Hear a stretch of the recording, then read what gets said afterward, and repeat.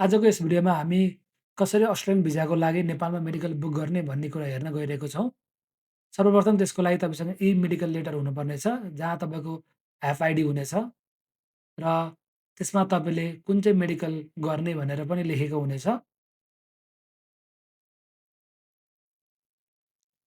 यहाँ तपाईँले के कुरा लिएर जाने भन्ने कुरा पनि लेखेको छ। त्यति भइसकेपछि तपाईँ यहाँ मैले एउटा लिङ्क राखिदिन्छु डिस्क्रिप्सन बक्समा र कमेन्ट बक्समा पनि। त्यो लिङ्कमा क्लिक गरेर अस्ट्रेलियन भिजा वेबसाइटमा जानुहोला। र त्यहाँ लिङ्कमा क्लिक गरेर गइसकेपछि त्यहाँ तपाईँले आफ्नो कन्ट्री सेलेक्ट गर्नुहोला, जुन नेपाल रहेको छ। प्यानल फिजिसियनमा क्लिक गर्नुहोला र तपाईँले चाहेको हस्पिटल बुक गर्नुहोला। यहाँ थुप्रै छन्। मैले चाहिँ अहिलेलाई नर्विक हस्पिटल चुज गरेको छु र तपाईँले यहाँ आफ्नो टाइम स्लट चुज गर्नुपर्ने हुनेछ, आफूलाई कुन सुटेबल हुन्छ र त्यो गर्नुभन्दा अगाडि तपाईँले यहाँ दिएको इन्फर्मेसनहरू पढ्नुपर्ने हुनेछ।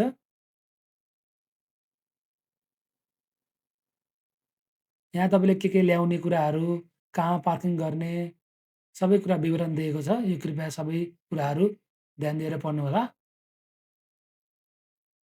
र तपाईँको कुन चाहिँ मेडिकल एक्जामिनेसन कोड छ त्यो पनि दिएको छ, कति पैसा लाग्नेछ, सबै कुराहरू।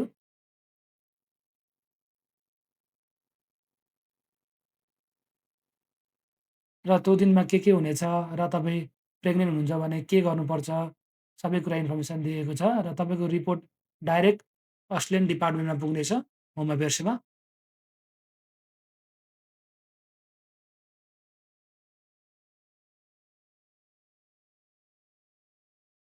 र तपाईँको वेटिङ टाइम कति छ भनेर पनि देखाएको छ र सबै कुराहरू यो पढिसकेपछि तपाईँको यी मेडिकल कोडहरू पनि देखाएको छ सबै कुराहरू यहाँ।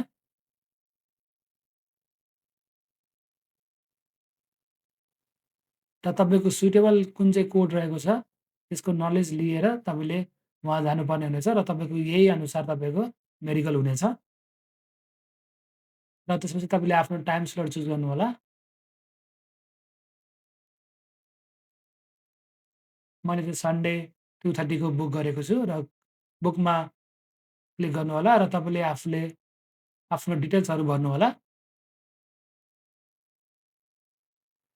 र भरिसकेपछि प्रोसिडमा क्लिक गरेर तपाईँको अपोइन्टमेन्ट बुक हुनेछ र तपाईँले प्रिन्ट गरेर यो स्लिप प्रिन्ट गर्न सक्नुहुनेछ तपाईँको इन्फर्मेसनको लागि र तपाईँले पासपोर्ट लिएर जान चाहिँ नबिर्सिनुहोला र यहाँ के ल्याउने भन्ने कुरा पनि देखाएको छ। आशा गर्छु तपाईँलाई यो भिडियो हेरेर तपाईँले मेडिकल कसरी बुक गर्ने भन्ने कुरा सिक्नुभयो होला। यदि तपाईँलाई यो भिडियो युजफुल लागेमा कृपया मेरो च्यानललाई सब्सक्राइब गरिदिनु होला र भिडियोलाई लाइक, कमेन्ट पनि गरिदिनु होला। हस् त, धन्यवाद।